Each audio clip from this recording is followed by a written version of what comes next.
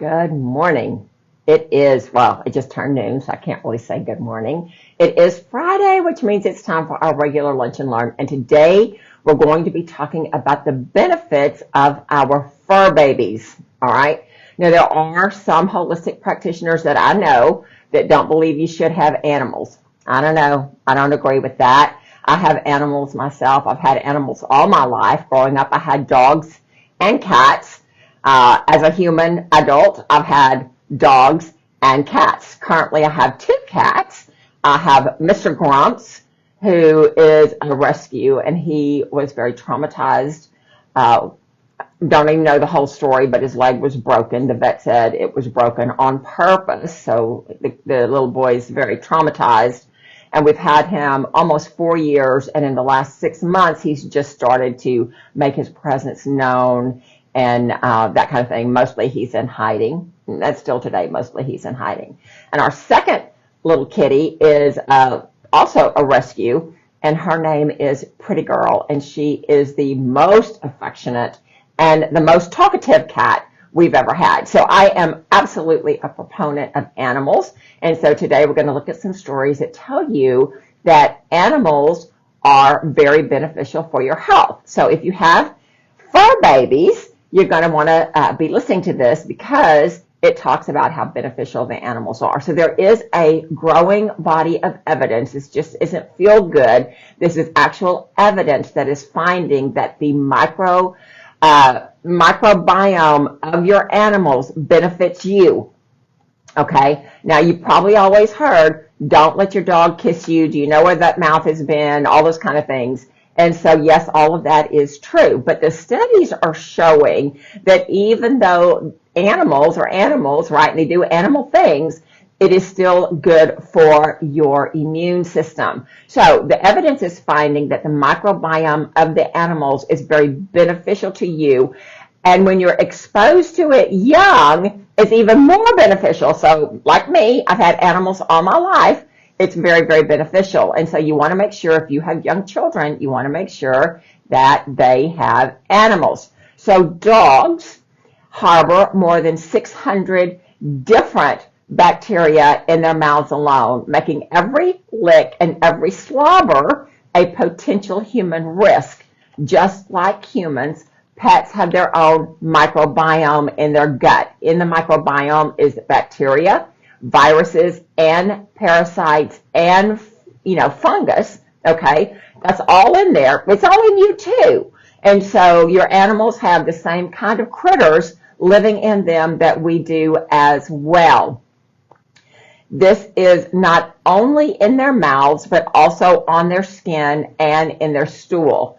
Although only 16.4% of dogs' oral bacteria are also found in humans, it is apparent that we swap microbial critters with them just like we do with our family. Now, just today, I had a lady come in with blood work, and it showed that while she was not infected with the parvovirus, she had been infected with it previously. Now, we all know that parvo is a virus that a dog gets, right?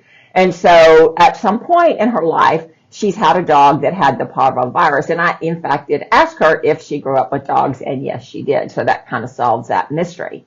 Nearly 45% of U.S. households have a dog. 25% have cats, according to the United States Veterinary Medical Association.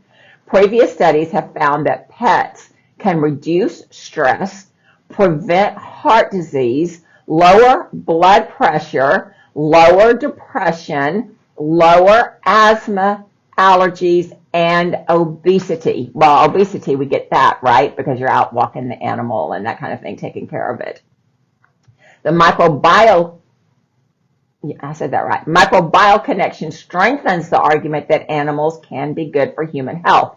In a 2024 review by Research in Veterinary Science noted that our relationship with pets causes homeostasis in both the animal and human microbial patterns. Now, what does homeostasis mean? Homeostasis means balance.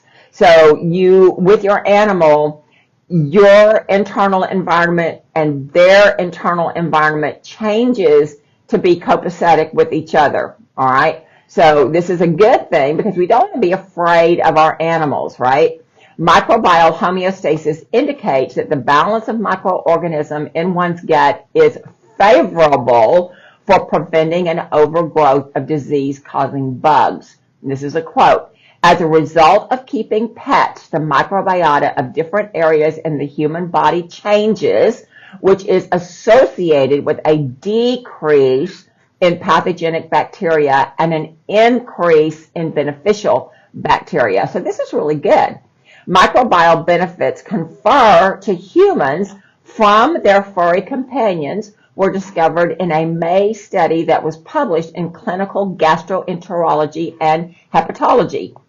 Now, hepatology is the study of the liver.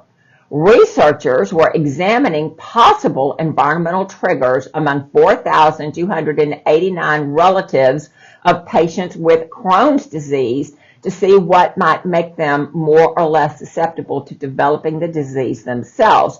Now, there is the study of genetics that says if your family member has XYZ disease, it's more likely that you also have the propensity to get that disease. And that is true. There's an element of truth to that. However, there's another science, not biology, all right? There's another science called epigenetic, and it says that who you love, your lifestyle, what you drink, what you eat, your thoughts, your trauma, your drama that you live with every day, if that is high, then that's going to turn on negative switches. If that is low, right, you've got a good, we're talking about animals here, so this would be a good relationship with your animals, then that's going to be beneficial to not turning on those negative genes. Now, this is with Crohn's disease that we're talking about. It is more likely that if somebody has that in your family, you're going to get that too. However, they found that patients who had pets, right, seemed less susceptible to getting that disease. Now, Crohn's disease is an autoimmune disease, and it is inflammation of the colon. It is irritation. There's a lot of ulcers. There's bleeding. There's all kinds of things with that. We have seen that reversed. We've also seen a man that had Crohn's disease who I think we worked with him for about 2 years, and he wasn't all that compliant. I'm just going to rat him out. He wasn't all that compliant. He did some things, he didn't do some things. But after working with us for 2 years, he went to have his annual colonoscopy.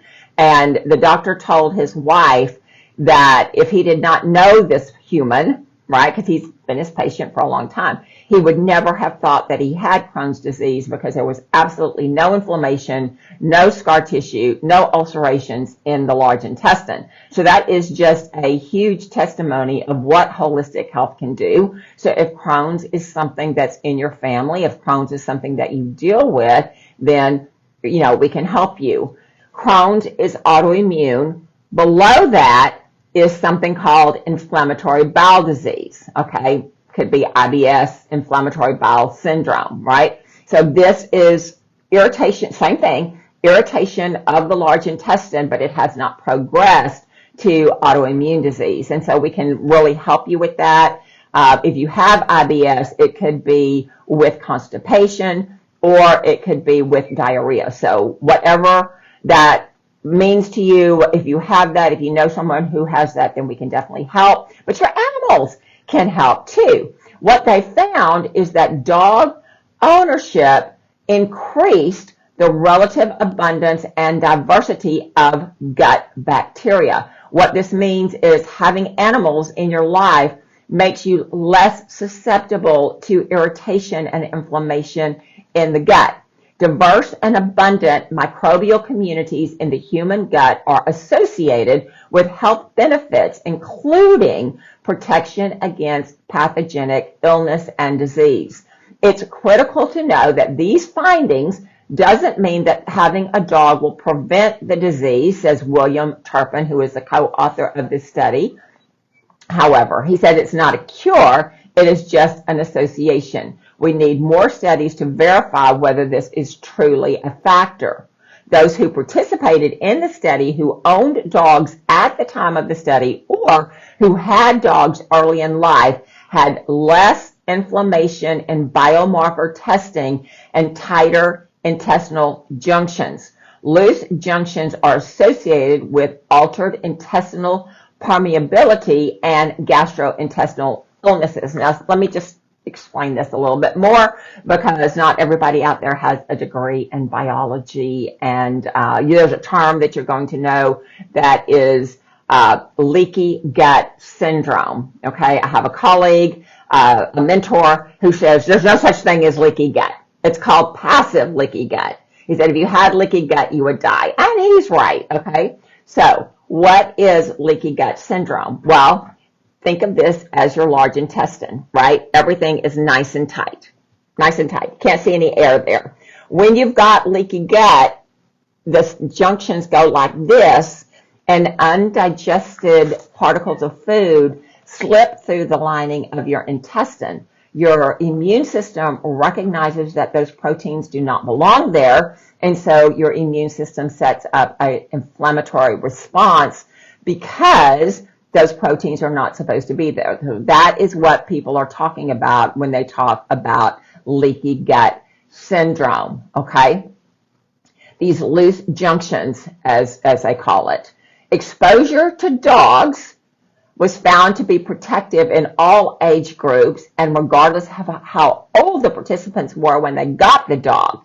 However, the strongest association was of reduced exposure to these negative pathogens, right, was between 5 to 15 years old. So if you were fortunate like I am and you had a dog growing up, then it's going to be highly unlikely that you're going to have bowel issues. Now, if you do, we can work with that, as I said, but the dog in your life when you are young helps protect you against these pathogens. Having a dog was, quote, the most robust association with the reduction of Crohn's. We tried to be as broad as possible, and we included many different environmental factors and a lot of different animals, says Turpin. Now, this is the guy that did the study, all right?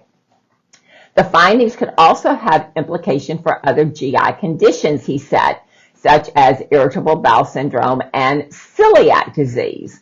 Both have been associated with similar patterns of low microbial diversity and gut permeability. So one of the things that we do here is that we reconnect the gut-brain connection, all right? So a lot of people come in with all kinds of ailments, and, it doesn't really matter what the ailments are. The root common denominator is that their gut is not right. Your gut is connected to your brain via the vagal nerve, and stress will break that. Parasitic conditions will break that. Trauma will break that.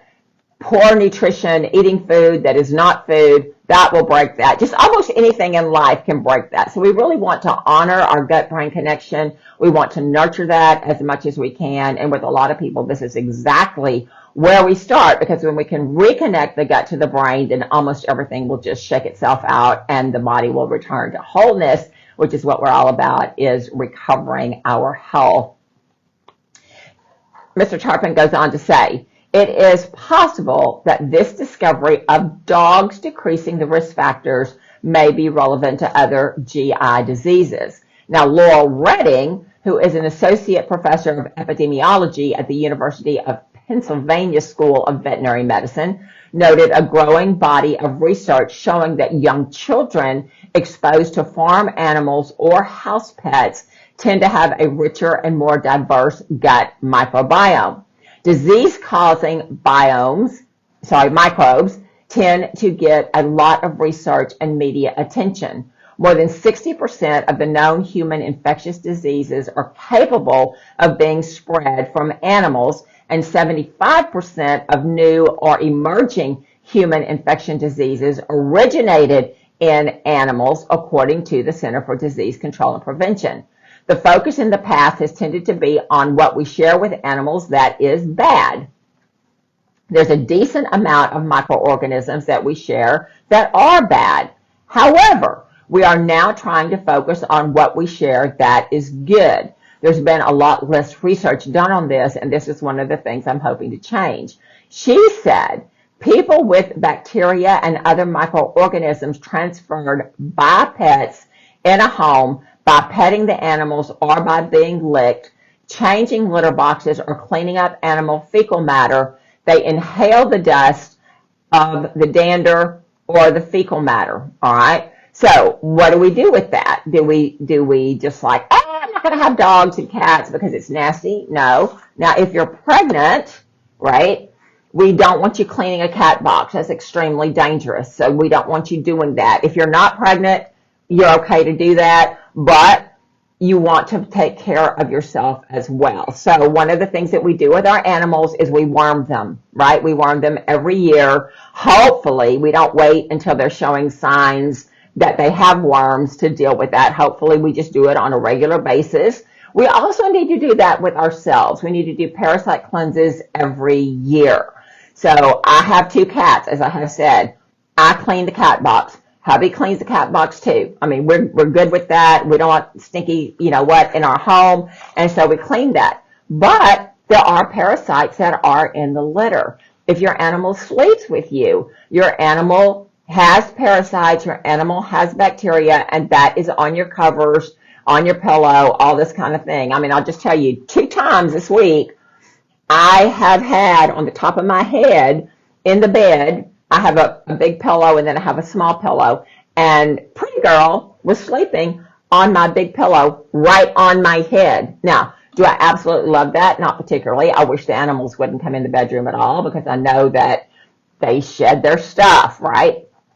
I don't necessarily want to be on their level that getting their stuff is more likely. Okay, so what do I do to combat that? I make sure that I do a parasite cleanse every year so that I don't have to worry about it, right?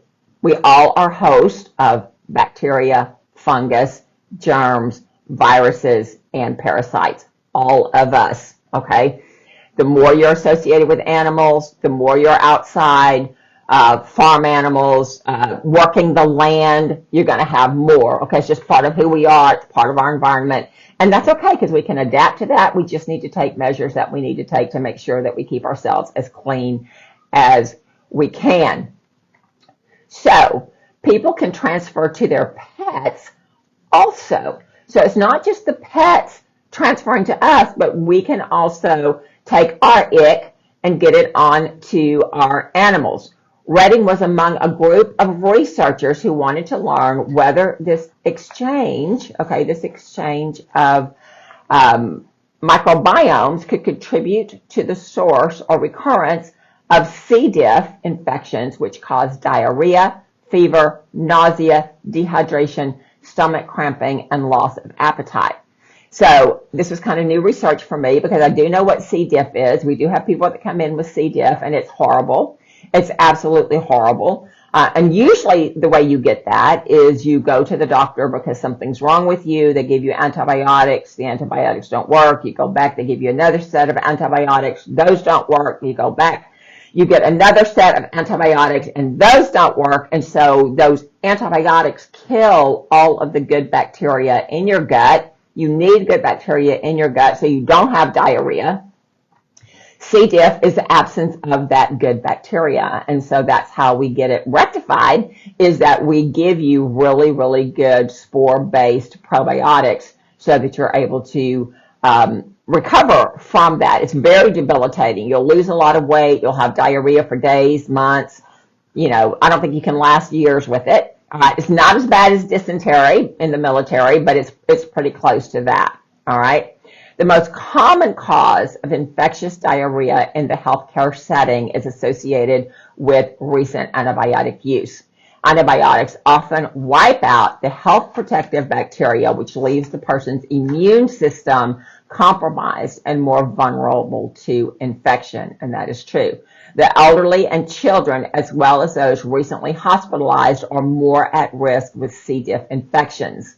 Redding and a team of researchers originally thought that pets could be a reservoir for C. diff. In other words, they believed that you would get C. diff from your pets. All right. What they actually found was the opposite. People who had pets were protected or less likely to have a recurrence of a C. diff infection. Now, if you go to the hospital and you have round after round after round of antibiotics, there's nothing that's going to protect you from getting C. diff. Just throwing that out there.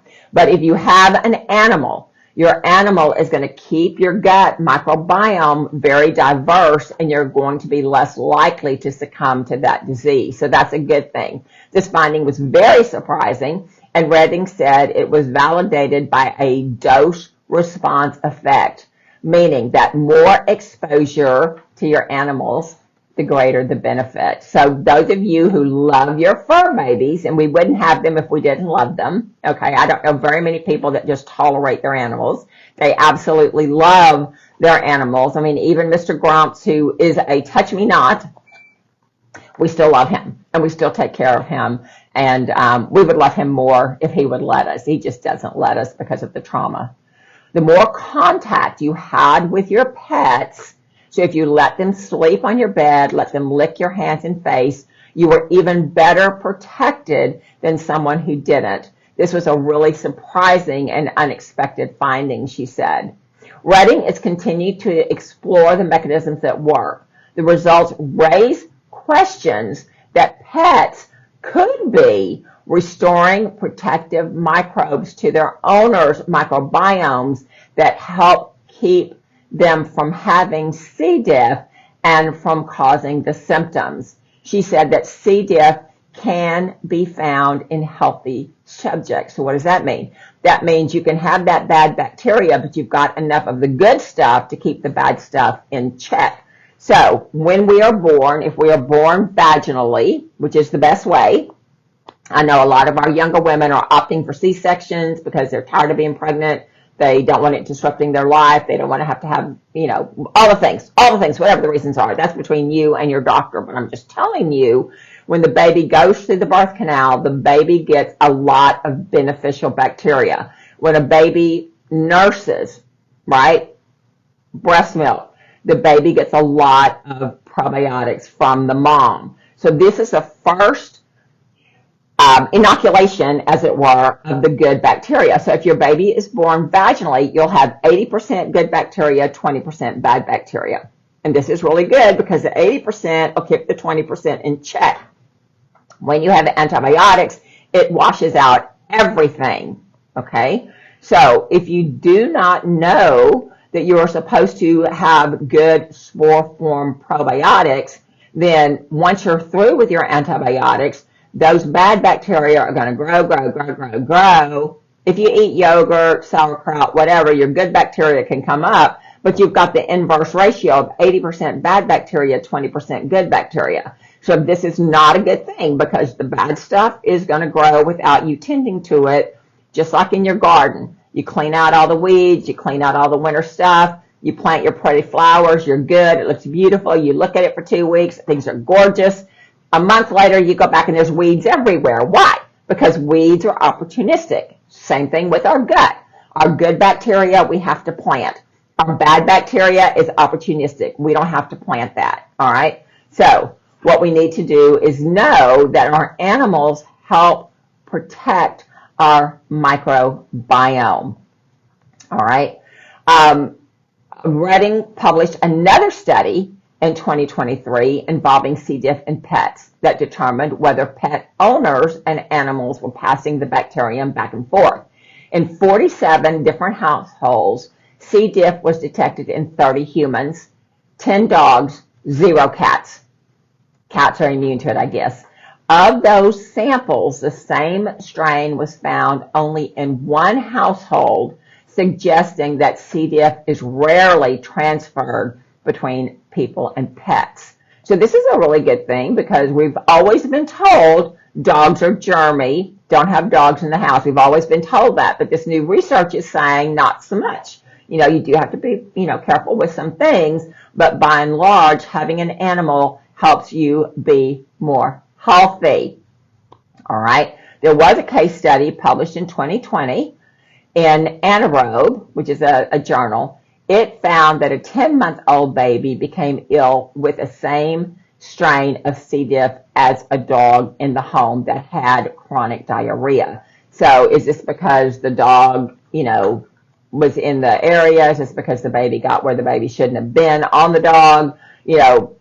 It can happen. We don't want it to happen. You got to be mindful that it could happen, but in most cases, it does not happen. So we want to love our pets with caution, right? People that have a weakened immune system because of certain diseases such as diabetes or autoimmune conditions, as well as those taking certain medications, should be especially vigilant to avoid the spread of disease from their pets.